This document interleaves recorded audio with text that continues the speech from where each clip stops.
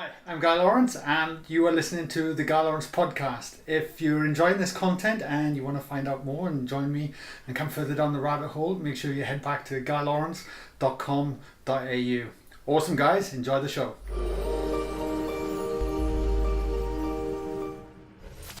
Chris, welcome to the show. Guy, pleasure to be with you. Thanks for having me. You're welcome, mate. You're welcome. I've got to ask you, mate, before we start anything, I just realized you've got a new book coming out as well, and you've got your practice, you got your teaching, you got your podcast. How do you do it all, mate? Is there like a magic formula you're not telling me about, or what? I don't use social media. So that's one productivity tip that I'm always telling people about. Nobody listens. I saw, very early on, I said, this is like, could be kryptonite. It could be just a huge, huge time suck.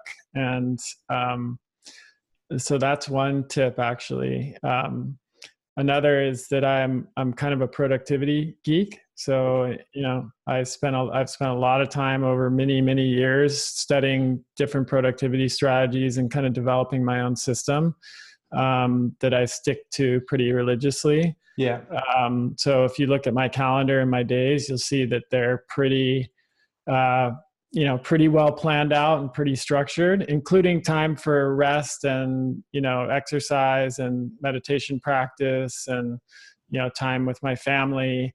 And I do that so I don't have, because I understand the concept of decision fatigue, which, we have a limited ability to use our cognitive function to make decisions. And especially by the end of the day, if we have to make decisions, we get tired and we then make the wrong decisions. So by planning in advance, all I really have to do is look and see what I'm supposed to be doing and then just do it. Got it. So you're on autopilot because it's all exactly. It's interesting you say that, because we don't even schedule in the good times either quite often, don't we? We just get caught in the hamster wheel and we just keep pushing. And the next thing you know, we've done 12, 14 hours and the day's gone. Absolutely. And I had a lot of resistance early on to that. I was like, I shouldn't have to schedule in having fun. That's ridiculous. It should be more spontaneous. I shouldn't have to schedule in exercise or time with my partner or time with my daughter.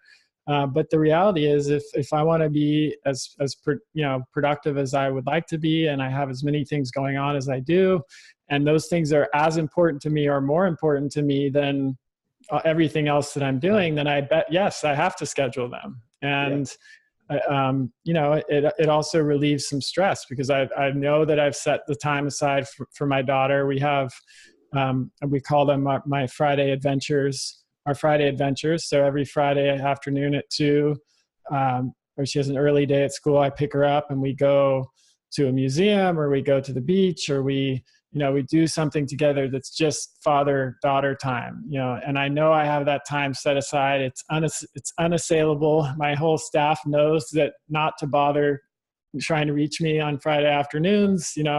I don't schedule anything over that ever. And it's just, protected, sacred time, so that I can, and I know that no matter what else happens, we have that time. So I find it to be really powerful and a big stress reliever, and it's helped me accomplish what I have. Totally. It's interesting. Only yesterday, because I've stepped down from 180 and I'm starting a new business, and there's a part of me that's like go, and then still trying to find the balance at the same time. And I found myself yesterday almost 4 hours in without taking a break, head in a laptop, and I was like, this is ridiculous. And I had the beach, and then like 30 degrees outside. That was about 50 meters from me. Right. And it caught, and so I just stopped, forced myself, and then all of a sudden I could feel the recharge. And then I was back in. Like, how much do you think that affects our overall health? Because I'm curious, because your message with functional medicine is phenomenal, mate, and the work you're putting out there. And I do wonder about that component of how much is it overlooked, or is it factored in? I think it's huge. I mean, that is technically a part of functional medicine, but not all functional medicine practitioners focus on that stuff, and not all people certainly are focusing on that stuff. I mean, look, I actually think I've been writing a lot lately about technology addiction, and I think it's one of the most important determinants of our health in the modern age, and yet it's the one that is least often recognized. You know, the statistics in the U.S., and I'm sure they're similar in Australia, about how much people are using smartphones and other electronic media is absolutely insane. I just read the average American now interacts with a screen for over 10 hours a day. Wow. That, I mean, and I'm talking about any screen, you know, so your computer, your smartphone, your iPad, TV, any screen. And so that's just the average. So, you know, that includes, you know, people who, you know, do manual labor who are probably hardly interacting with the screen at all, or bringing that way down. That tells us that there are other people who are spending 18 hours a day in front of a screen. And that's so far outside what's evolutionarily normal for us as human beings that it's almost impossible to determine what the health impacts of that are. But from what we do know already, we know that increase in that amount of time associated with screen use causes all kinds of health effects, from not just like things like eye strain, but actually depression, anxiety, changes to gut health, and, you know, just physical well-being, increases in chronic disease. And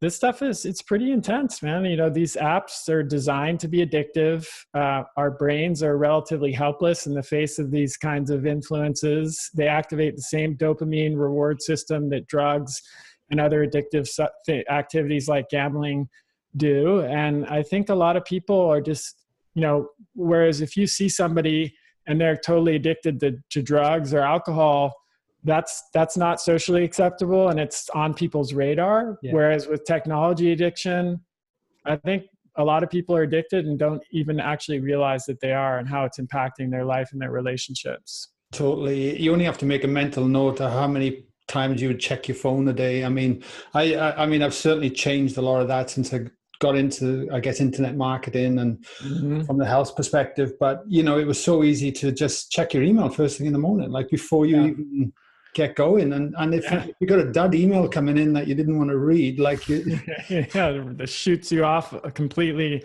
in a different direction. Or you know, people who are the other day I was you know, my wife and I were on a walk in the we fortunate enough to live next to a regional park, beautiful hiking trails and everything. We passed about 4 or 5 people on the trail that were just like this, you know, looking at their phone, going like that. I'm like, you gotta be kidding me. We're in a regional park. It's beautiful redwood trees, you know, the sun is shining, and they're just like this on the path. I mean, that's not going to have the same restorative effect that just walking and just enjoying the moment, feeling the sun on your skin. And you know, when we go to the beach, I'm sure you see that where you are now, that people are sitting there on their phone the whole time at the beach. It's a big problem. Yeah, it blows me away. It was quite, you like this. I actually flew to Melbourne a couple of weeks back because I was doing a workshop down there. I held a workshop. We all caught up, my mates afterwards. There was about 10 of us. And the first thing we did is we all had to put our mobile phones in the middle of the table face down. And it was like the first person that if it rings or picks it up, you're buying the bill, you know? Good one.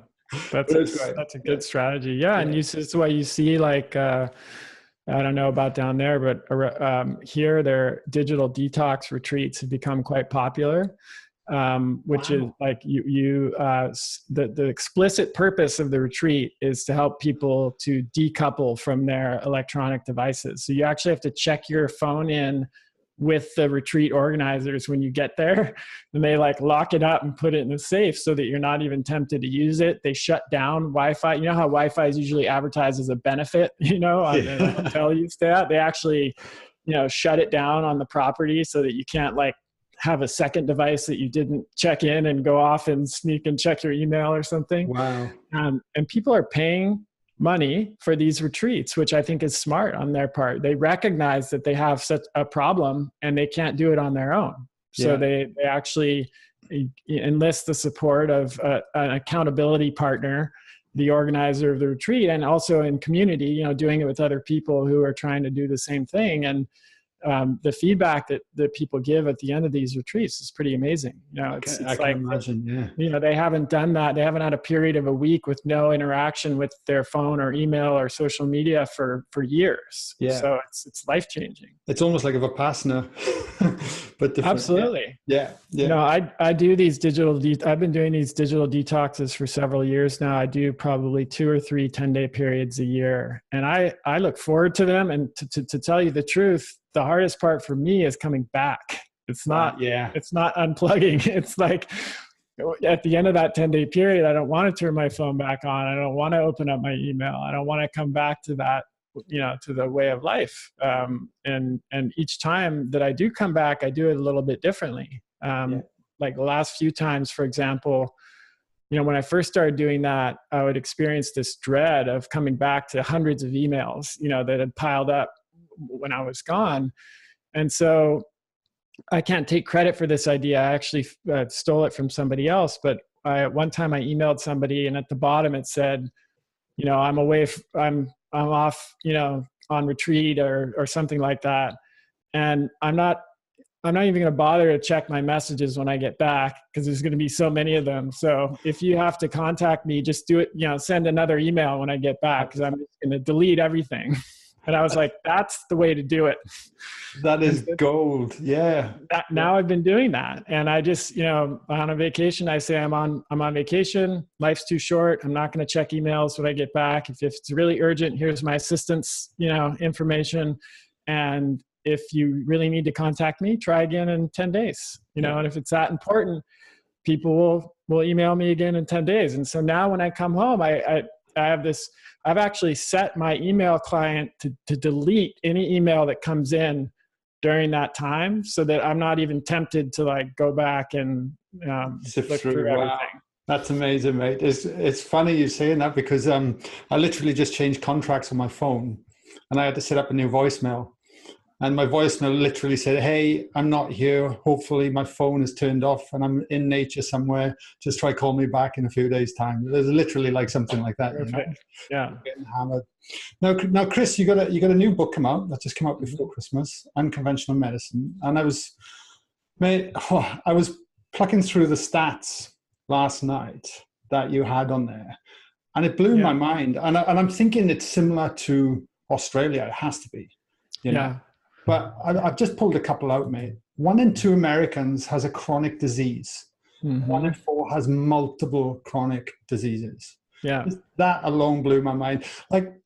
Interestingly enough, we're in a world of where information is readily available. It's almost like we almost know what to do now, to a degree, even though it's forever evolving.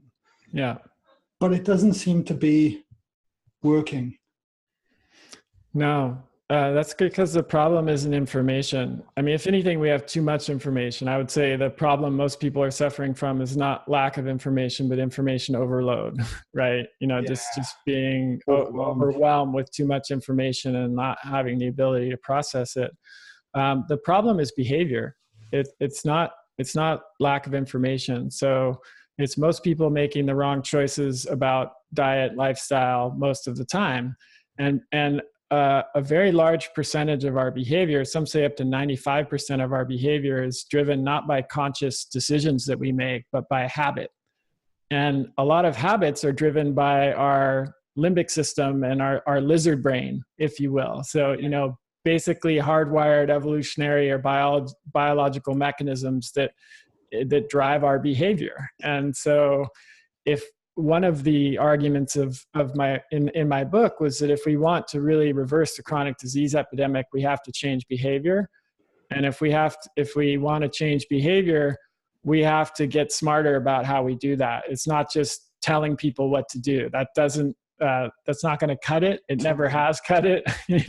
We all know that. I mean, if I tell you what to do, like most people, you're not going to do it. Most of us don't like to be told what to do. Even if it's the right information, we're going to naturally resist it. It's just a human thing, for better or for worse. That's how it goes. And instead, we need to discover our own motivation for change, and even often come up with our own strategies for change. And so health coaching can be a big part of that. I write about that in my book, how I think that's going to be a big part of the future of medicine, because it's time for us to wake up and realize that just telling people to eat less and exercise more is no matter how many times we say that, it's not gonna make a difference. Yeah, totally. And to get clear as well, what's the difference between, I'm just thinking of everyone listening to this, between functional medicine and almost a traditional conventional healthcare? Yeah, there are a lot of differences, but I think what it really boils down to is conventional medicine is mostly focused on managing disease after it's occurred, usually suppressing symptoms with drugs or surgery. And functional medicine is oriented around identifying the underlying cause of disease and then addressing that. So, I mean, couple simple analogies would be, if you have a rock in your shoe and it's making your foot hurt and you go to a conventional doctor, they're often going to give you some ibuprofen or, something for the pain. Yeah. And yeah, that'll help, right? Your foot will hurt less for sure. But if you go to a functional medicine doctor, they're going to say, I wonder why your foot hurts. Let's take off your shoe. And they take off your shoe and, oh, there's a rock here. Okay, let's dump that rock out. And, your foot's going to feel a lot better now. And guess what? We didn't have to use any drugs to do that. So, yeah. Okay. That's probably the simplest way of describing the difference. Yeah, fair enough. And another question that popped in there as well that triggered when you were going about the stats and was, why do you think we wait until the pain is great enough before we then go and do, it's almost like we wake up one day going, we don't get fat overnight, we don't get sick overnight, right? But we generally wait until it disrupts our life. Yeah. And then all of a sudden an uphill battle can feel like Everest sometimes. Well, yeah, I think there are different explanations for that. From a kind of evolutionary biology or, evolutionary perspective in general, I think humans are really quite wired to detect short-term threats. We see basically to the horizon, we're scanning our environment. If you think of us in a natural environment, looking for predators, assessing threats, and we're not as well wired to deal with longer term challenges like obesity, for example, or gradually gaining weight that over 20 or 30 years time starts to increase our risk of diabetes and cardiovascular disease, et cetera, because those were again, from an evolutionary perspective, those weren't the primary threats to our health. The primary threats to our health were getting eaten by a lion, starving, warfare with local other groups, tribes, exposure to the elements, dealing with famine.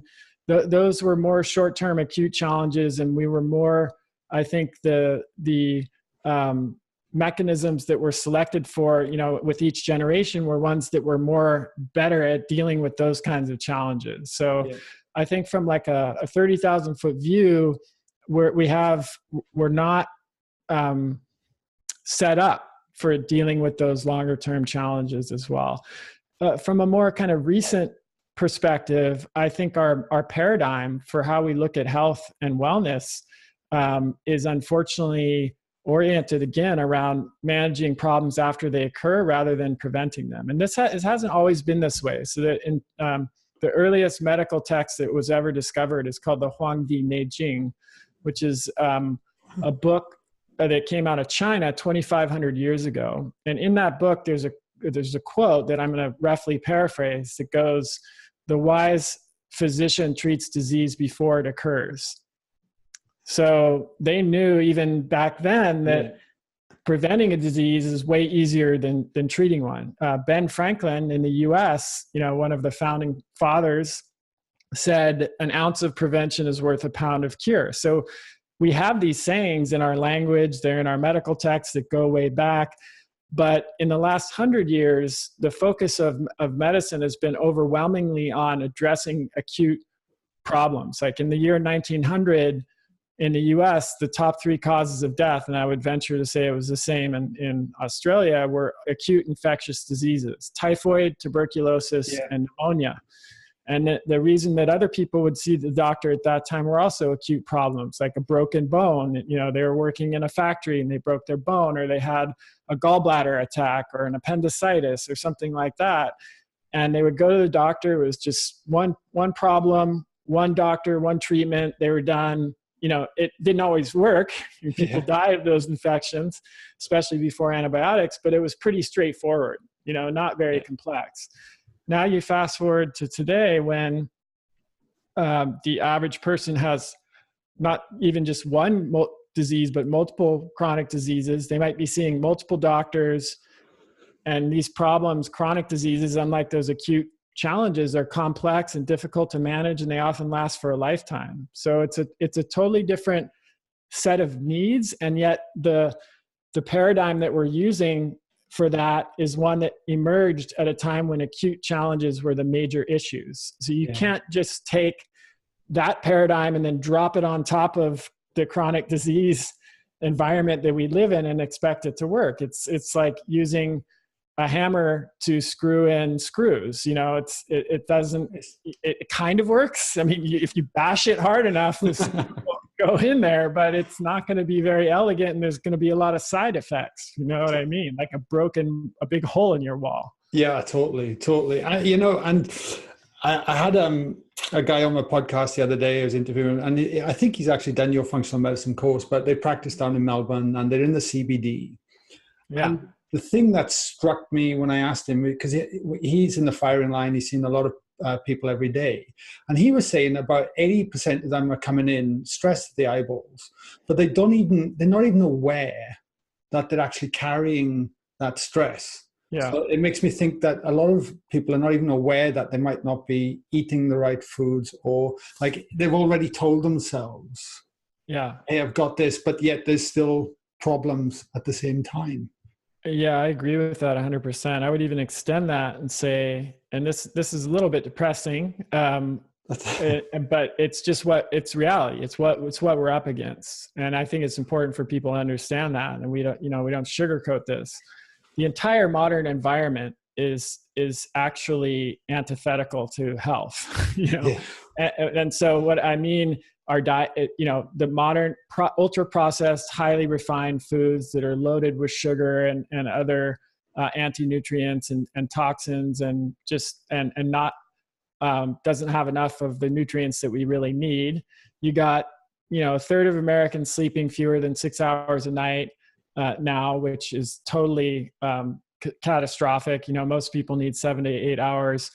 Electronic media is interfering with sleep in a way that has never happened before historically. Artificial light, exposure to artificial light at night makes it very difficult for people to sleep. You've got an epidemic of physical inactivity that's caused in part by people sitting in chairs and working at desks all day, inside of a room, staring at a two-dimensional computer screen.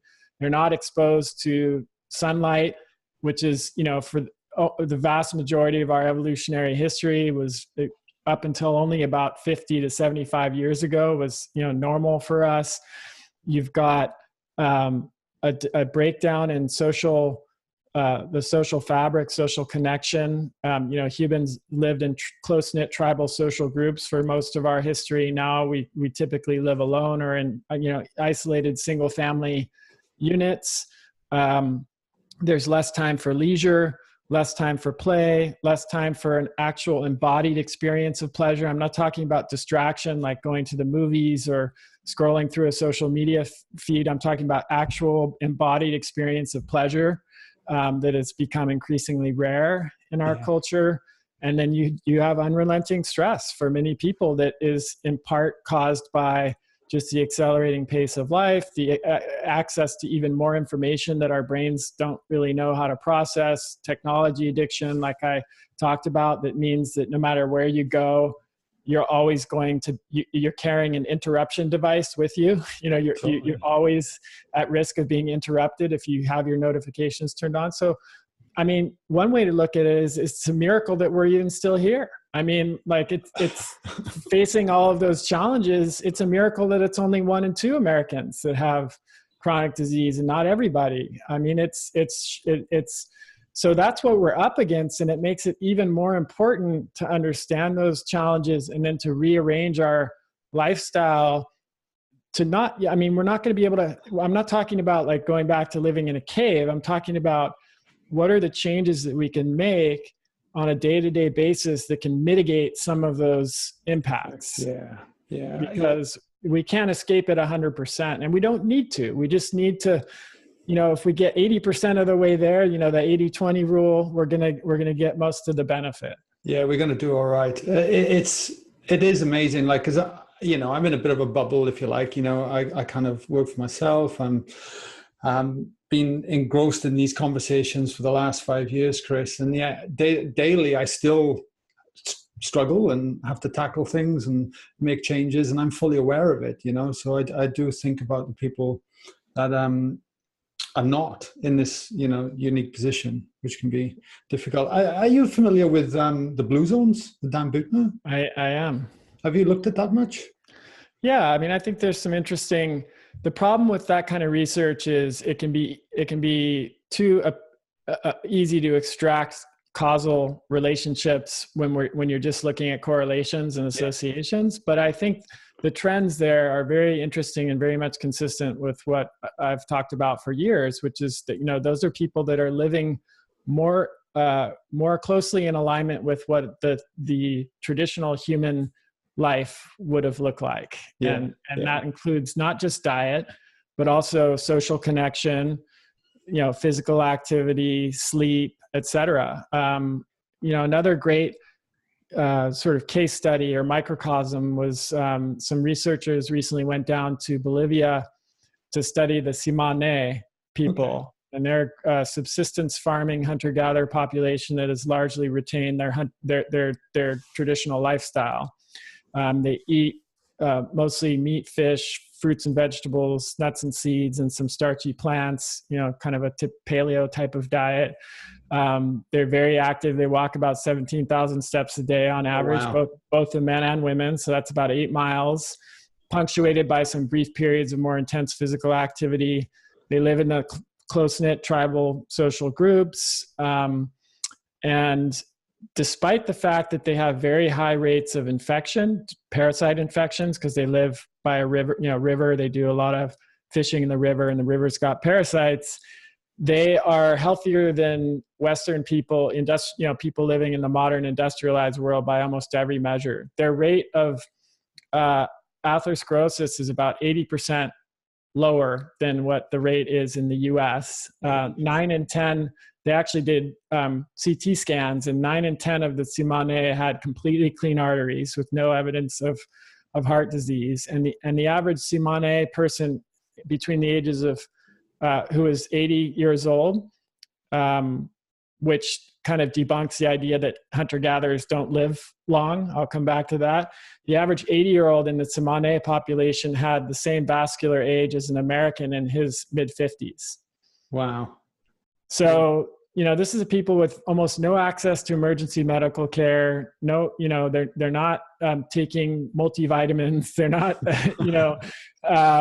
doing the things that we're doing, and that yet they're remarkably, and they have high rates of infection, and yet they're remarkably healthy. So that's a very good example of how just living more in alignment with what our genes and our biology are hardwired for can make a huge impact on our health.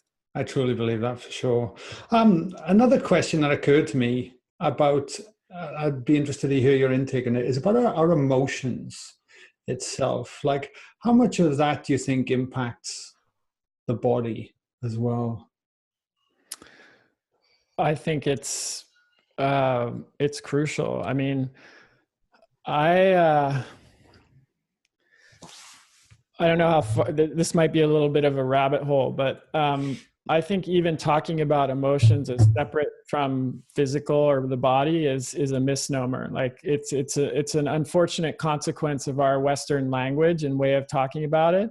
One of the first things that stood out to me when I studied Chinese medicine was that they didn't really have a separate term for the mind and the body. They don't look at it like that. They don't even see the mind as being clear. They can't tell you where the mind ends and the body begins, or vice versa. Got it. And And they don't also see emotions as being separate from physiological states. So if we think about it, it's really impossible to experience an emotion without that being related to a physiological state. How do we even know we're feeling an emotion if not for the physiological cues and sensations that we have? We say, I feel scared. Well, how do we know? Okay, our heart is racing, we feel constricted in the chest, and our muscles are tensing, and that comes with all of these sensations that we identify as fear. On the other hand, happiness, we might feel expansive. Our heart might also be beating fast, but in a different way. And we might feel lighter. And if you just extrapolate those sensations that are associated with those emotions over time, you could see that if someone was constantly experiencing fear and clenching their muscles and clenching their jaw and all of those sensations over time, that would actually have a real physiological effect. And so it shouldn't surprise us when we see studies that link chronic stress and anxiety with things like irritable bowel syndrome, because the gut is just one big bundle of nerves. Some people have referred to it as the second brain. It's actually a part of our nervous system. So if we're experiencing stress or anxiety all of the time, that's going to affect our gut, and it can cause symptoms like gas and bloating and diarrhea and constipation that have really it's not necessarily anything to do with what we're eating or, even the status of our microbiome. It's a nervous system response. It's a can of worms. And then we haven't even mentioned the gut today. Right. Yeah. I mean, So again, I mean, it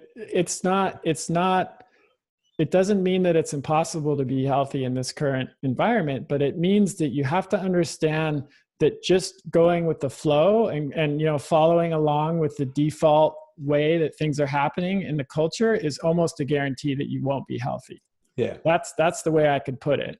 It's like the Matrix, if anyone's seen the Matrix movies, you've got to wake up and become aware that you're in this matrix and that you've got a choice. Which pill do you take? Do you take the one where you just go back to sleep and you're just kind of, going on autopilot with the flow and then you get a bunch of chronic diseases and, suffer over the last few decades of your life? Or do you kind of wake up out of the matrix, realize that you don't have to just go with the flow, that you can make choices that will support your health, and that you have to continually do that over and over again in order to stay healthy? That's kind of the way I look at it at this point. Yeah, spot on. And, speaking for myself, when I woke up from the matrix, if you like, 10 years ago, mentally, physically, emotionally, like every aspect has just improved out of sight.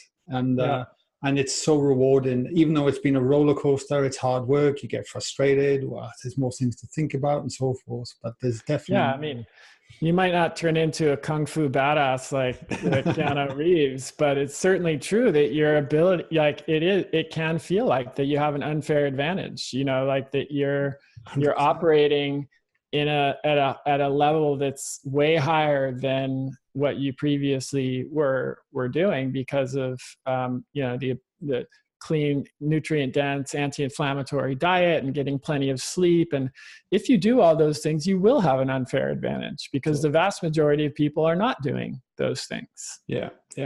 Mate, and another question I wanted to ask you as well was, because I know you got a regular meditation practice. Yeah. Is that a daily practice for you, 7 days a week, or is it? At times in my life, it has been rigidly 7 days a week, rain or shine, no matter what is happening. Having a kid can tend to throw a wrench in that because frankly, there were few things ever in my life that have been as important to me as maintaining my meditation practice, because that supports everything else that I do that I feel passionate about. Obviously there are lots of things in the world that are more important than my meditation practice, but my meditation practice helps me to contribute to those things. And I just know it's been one of those non-negotiable things. When my daughter came along, it became very clear to me that was, there was nothing more important than having time to spend with her. So if it comes to choosing between spending time with her or choosing my meditation practice in a given day, and I usually don't have to make that choice. I've set up my day so that I have time for both. But if it does come to that, I choose time with my daughter. Beautiful. So, I would say these days it's probably six days a week on average, some 7, sometimes 4 or 5. If I'm traveling, here's a little tip. I always meditate between the time that I get settled on the plane and, people are all sitting next to me, so I'm not getting up anymore. And when they turn the seatbelt sign off. So that's usually about a half hour. And that's a great time where you're not supposed to be using any devices anyways. And, I can just close my eyes and do my meditation practice. So, and if I know I have a busy schedule on the other end, when I get off the plane, I know I at least have time to do that. Sometimes I'll do that on the way down when I'm landing as well. It's something that I've been doing it now. I started when I was 17. I'm 43 now, so 26 years, and it's hard to imagine life without it. Your life without it, being where I am without that practice. I've got to ask you, Chris, because meditation was like a foreign language to me for a long time, right? Mm-hmm. And I'm a devout meditator now. Like, I practice daily, most days. I don't have a child yet, but I'm sure that's not far away. But what would you say to people listening to this that don't meditate? If you could summarize, I guess, the impact it's had on you by having that daily practice for that long. Mm-hmm.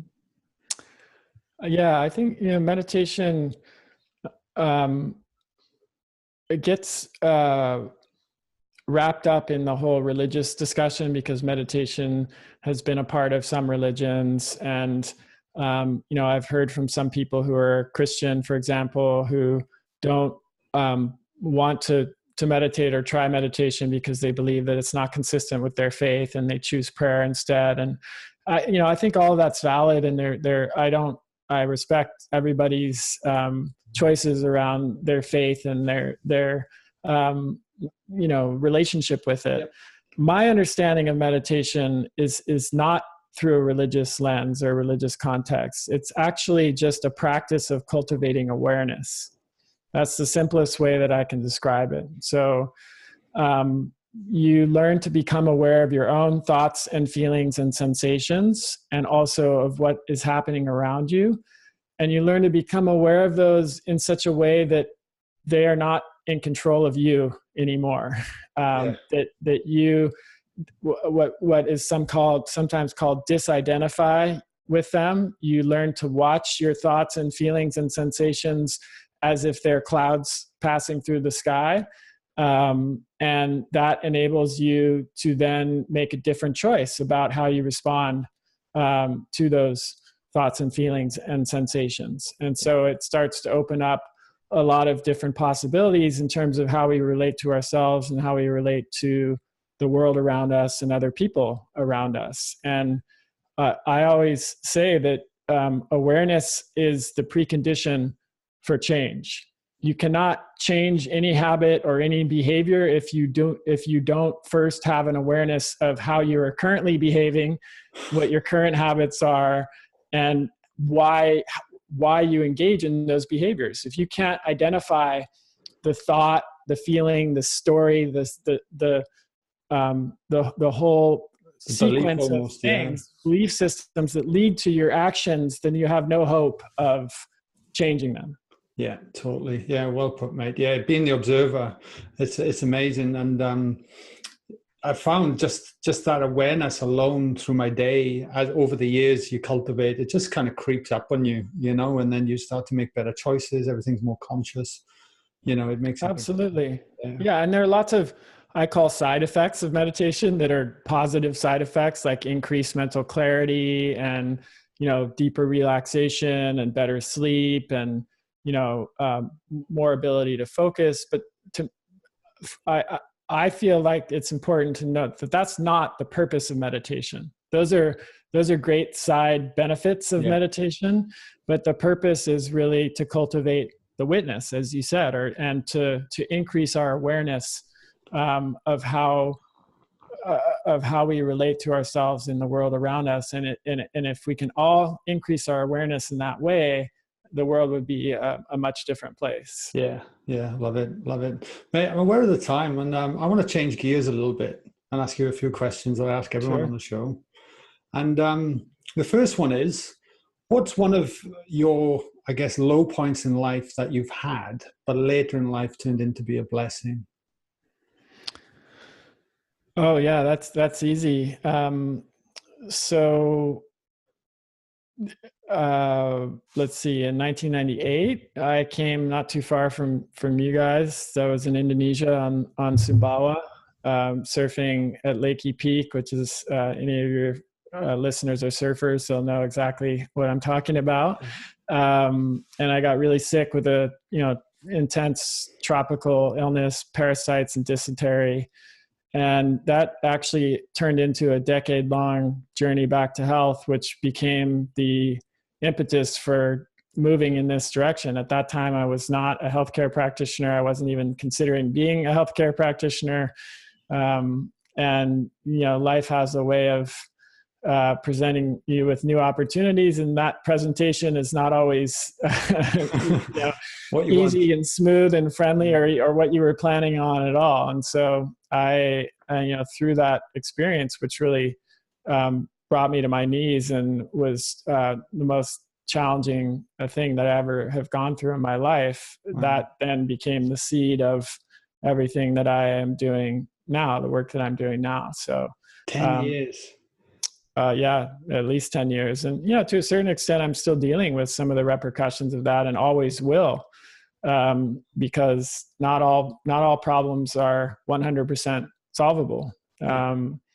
But even that continues to inform my work and, my research and how I relate to my patients, many of whom are dealing with similar struggles. So I think it's something that keeps me honest and has always, helps me to know where to go next. Yeah, fair enough. Do you ever think about what you would be doing if you never got sick? Yeah, I'm not sure I'd still be alive right now, to be honest. I think in many ways this, it was like the cosmic 2x4, it really, I don't know where I'd be, but I think I was on a pretty, I think this was a way of grounding me and keeping me connected to the earth, myself, reality. Like I had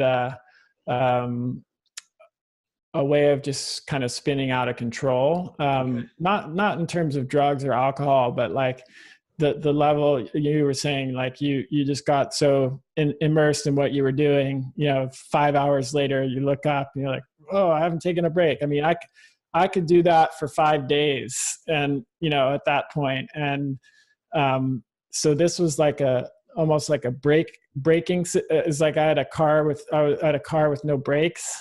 That was my kind of default operating system. And this experience was like installing the brakes. Yeah, fair enough. Do you still surf, by the way? I do. Actually about to head down to Baja, Todos Santos area to do some surfing in a few days here. Yeah, amazing. Another question, mate. If you could have dinner with anyone tonight, in any time frame, past, present, whatever, who would it be and why? That's a tough one. I would say the Buddha would probably be pretty high on my list. Yeah. I think that would be a pretty fascinating conversation. And I'm just so curious, since he was a real historical figure, what he was like. And for that matter, any religious figure, Jesus, Muhammad, those people obviously had some kind of, extremely penetrating insight into the human condition that was far surpassed what other people in history have had access to. And I'm really curious to see what that would have looked like and felt like in an embodied person. Yeah. You know? And so, that, you know, one of those figures would probably be high. Yeah. You're the second person to say Buddha on the podcast, right? He's a popular guy. Yeah. Mate, another class question. What's the one thing about yourself most people wouldn't know?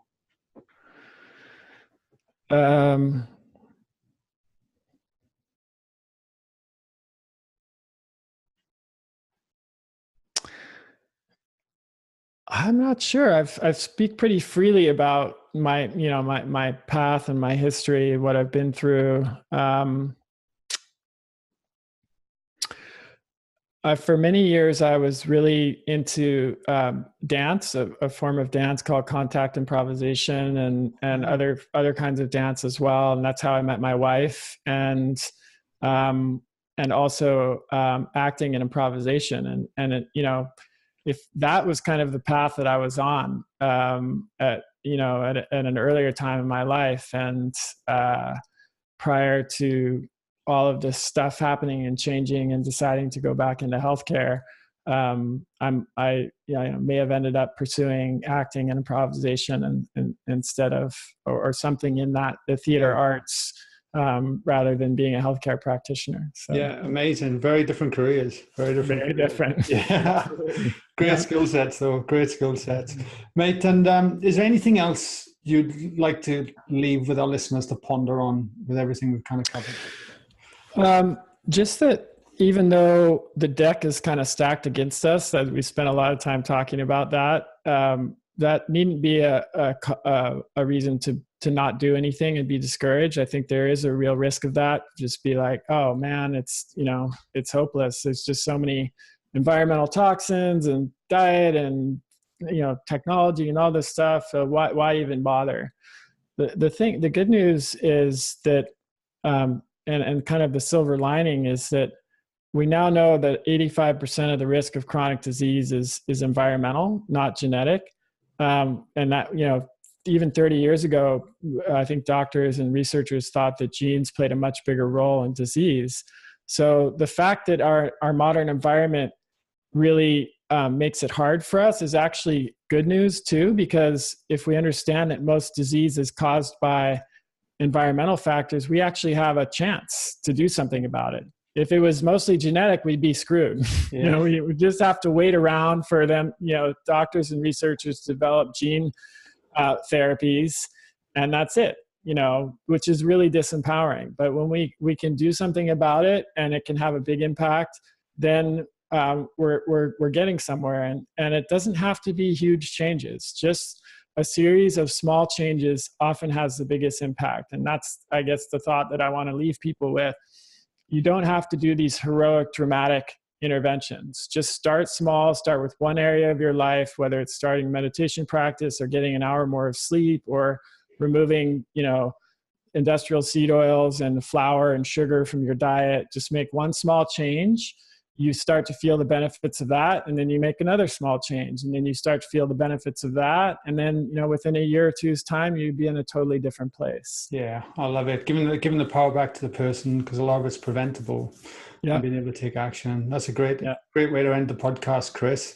Mate, if they want to get your new book, Unconventional Medicine, or check out more of Chris Kresser, where's the best place to send them for that? Amazon has my book everywhere, and the electronic version will be a little easier to get in Australia, or a little faster at least, because I self-published this one, so we don't have as broad of an international distribution network than we typically have. Unconventionalmedicinebook.com, you can download the first 3 chapters for free to just check it out and see if it's something you'd be interested in. And then chriskresser.com is my main website, and then kresserinstitute.com for anyone who's interested in training in the approach that we've been talking about today. Beautiful.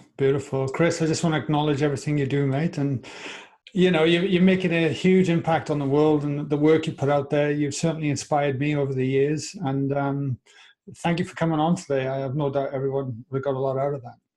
Well, thank you, Guy, and good luck with your new endeavor. Yeah, thanks, Chris. Appreciate it, mate. Cheers.